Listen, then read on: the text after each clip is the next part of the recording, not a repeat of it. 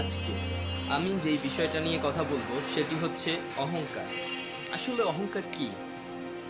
মানুষ যেটা নিয়ে দাম্ভিকতা দেখায়, যেটা নিয়ে অন্য মানুষকে সে একটু নিজের কাছে নিজেকে বড় বড় দেখায় যে আমি বড় থাকবো, আপনি আমার কাছে কিছু না, এইভাবে যারা করে।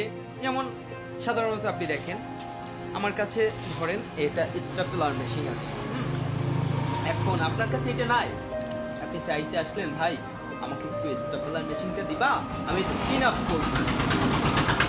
যখন এটা চাইতে আসবেন যে আমি একটু ক্লিন আপ করবো, আমি তো দিব না। এই তুই এটা কিনে নিতে পারিস না, তুই তো এটা কিনে নিতে পারিস, তোর টাকা নাই, শালা গরিব। কিন্তু একটা অহংকারের দেখাইলাম। আর এটা যদি আমি আপনাকে দেই যে আচ্ছা ভাই আপনার তো নাই, না নিয়ে মারেন, মাইরা আবার দিয়ে যাই, এইটা কিন্তু অহংকার না। অহংকার হচ্ছে পতনের মূল। আপনি যদি অহংকার করেন, একদিন না একদিন আপনি পতন হবেন। এজন্য অহংকার করবেন না, নিজের কাছে নিজে বড় থাকবেন না। লোকে যারে বড় বলে বড় সেই হয়, নিজে যারে বড় বলে বড় সেই নয়। অনেকেই পড়েছে এটা, অনেকেই জানেন এই কথাটা। তাহলে আপনাকে যেন লোক বড় বলে, যে মানুষটা আসলে মনটা তার বিশাল, সে বড় মনের অধিকারী। তাই নিজে নিজে কখনো বড় থাকতে চাইবেন না, দাম্ভিকতা দেখাইবেন না, কারণ অহংকার হচ্ছে পতনের মূল।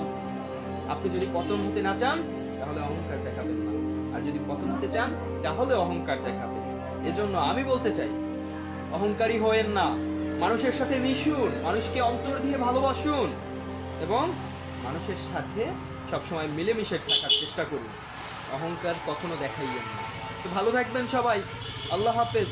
আসসালামু আলাইকুম।